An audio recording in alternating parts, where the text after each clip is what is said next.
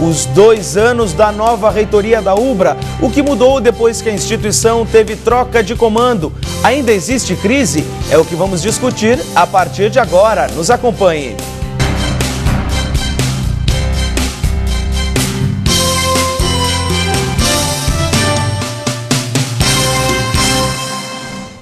Está conosco o reitor da Universidade Luterana do Brasil, Marcos Fernando Zimmer. Boa noite, reitor. Boa noite, prazer estar no seu programa. Muito obrigado pela presença. Também participam desta conversa 2 alunas do curso de Comunicação Social da Universidade. Cristiane Franco da Silva, que está no 1º semestre. Boa noite, Cristiane. Boa noite.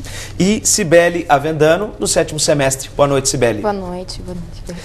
Reitor, em abril de 2009, qual era a situação da universidade e como é que foi um pouco desse caminho para se chegar após esses 2 anos, então?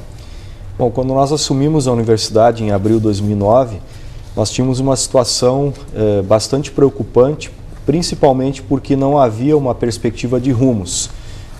Eu até usei uma figura aí de comparação, né, que nós entramos dentro de um avião em pleno voo, com uma forte turbulência, né?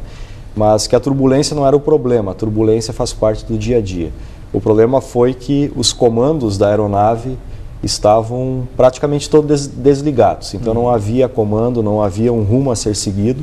Esse foi o primeiro desafio, né? Para onde vamos e como vamos fazer para chegar lá. E claro que o problema institucional era muito grave, porque nós assumimos a universidade, primeiro paralisada as suas atividades, né?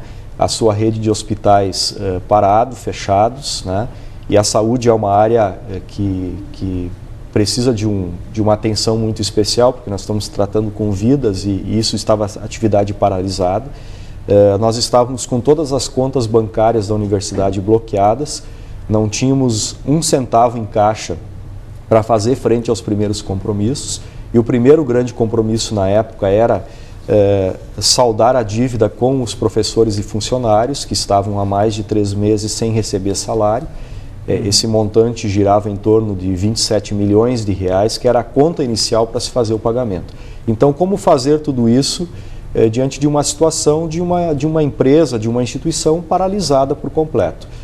Então, o primeiro passo foi a abertura do diálogo, porque nós percebemos logo de início que o diálogo da universidade com todos os públicos estava rompido.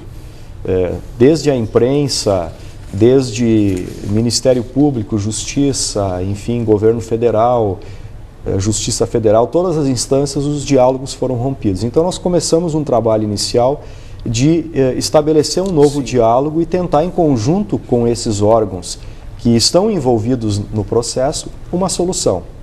E a primeira solução encontrada foi um acordo estabelecido com a Justiça Federal na época, que ainda estava sob o comando lá em Canoas do Dr. Guilherme Pinho, foi de estabelecer um acordo, né, entre Justiça Federal e Procuradoria-Geral da Fazenda Nacional aqui no Estado, no sentido de colocarmos então à disposição ativos da universidade que nós entendíamos que não faria falta para o andamento da universidade, para leilão.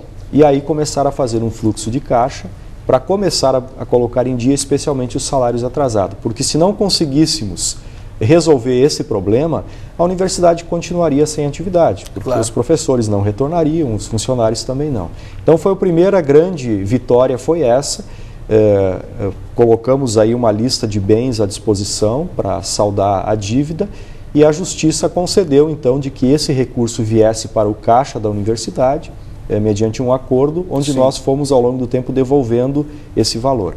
Então com isso conseguimos fazer com que a universidade começasse a retomar o seu fluxo normal e paralelo a isso começamos forte um trabalho interno de reorganização, né? Então para você ter uma ideia, nos primeiros 90 dias eu criei logo no primeiro dia de atividade um comitê gestor da crise, esse foi o nome dado, que foi um grupo de pessoas que ficou trabalhando full time, 24 horas, para atender aquelas demandas internas, né? E começar a avaliar estruturas, contratos que haviam, né? Assessorias que tinham sido contratadas, e só esse trabalho inicial, ele gerou uma economia em torno de 40 milhões para a universidade. Hoje o senhor consegue manter o fluxo de caixa no positivo? Hoje sim, nós na época tínhamos um fluxo negativo da ordem de 15 milhões de reais ao mês, então nós fechamos o ano de 2009 com 95 milhões de prejuízo no caixa, no operacional. O ano passado, 2010, esse déficit decaiu para 36 milhões e estamos abrindo 2011 com déficit zerado. Então esse ano de 2011 é o ano em que nós recuperamos o caixa da universidade, isso está resolvido. Claro que eu não posso dizer ainda com tranquilidade, né? Sim. Porque ainda temos um passado para resolver, muitos processos que acabam caindo hoje no nosso colo e na nossa decisão, que demandam caixa. Essa é uma das perguntas da Cibele, né? A questão da dívida. Pode ficar à vontade. Sim, reitor.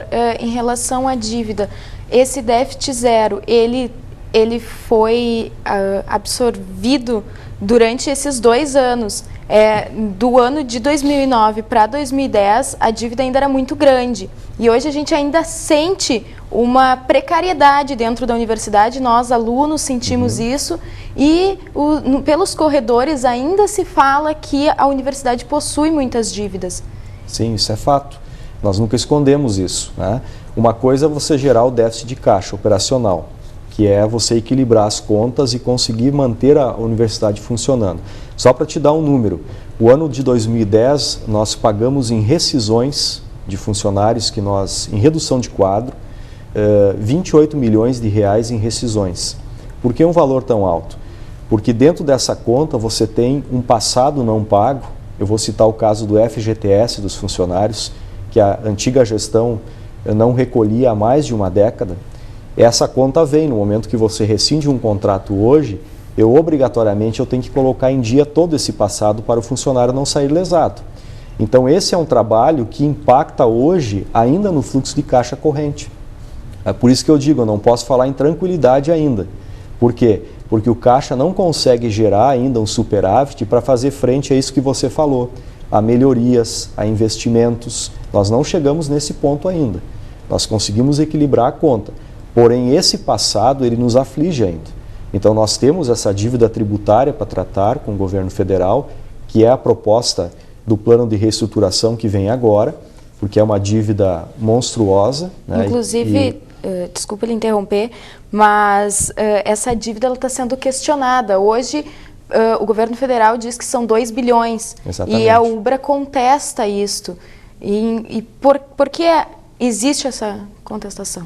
Nós reconhecemos dessa dívida de pronto aqueles impostos retidos e não pagos, ou seja, o imposto de renda que foi retido do funcionário e não foi pago pela UBRA.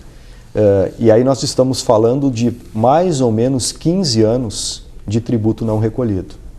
Então isso tem que ficar muito claro, isso é um passado que vem aí e que gerou essa dívida monstruosa. Bom, isso dá um montante aí corrigido, vamos arredondar 500 milhões.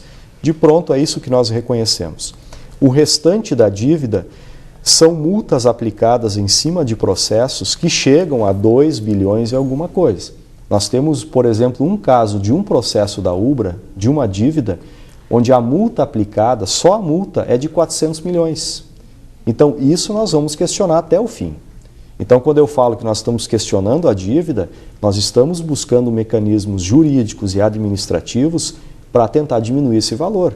Porque senão é muito complicado você resolver um problema de uma instituição que teoricamente deve 2 bi ou quase 3, né, por um patrimônio que não chega a esse valor. Então como é que você resolve essa isso? dívida seria na pior das hipóteses, na UBRA perdendo todos os processos. Exatamente, isso tem que ficar claro, porque essa dívida, todos os processos dela estão em primeira instância. Nenhuma foi julgada até hoje. Está começando o processo. E a gente sabe no Brasil como é que funciona esse processo judiciário. Isso é coisa para longo tempo, para longo prazo. Então, se nós perdêssemos hoje todos os processos, seria esse valor. Agora, nós não entendemos que seja esse valor, porque nós entendemos que a UBRA, de certa forma, ela foi lesada. Por quê? Sim. Porque você não recolher tributos por mais de 10 anos, bom, isso é uma opção de gestão, porque dinheiro havia. E digo isso por quê? Porque nos últimos 4, 5 anos, a então reitoria contratou mais de 600 milhões em empréstimos bancários. Esse dinheiro circulou dentro da instituição.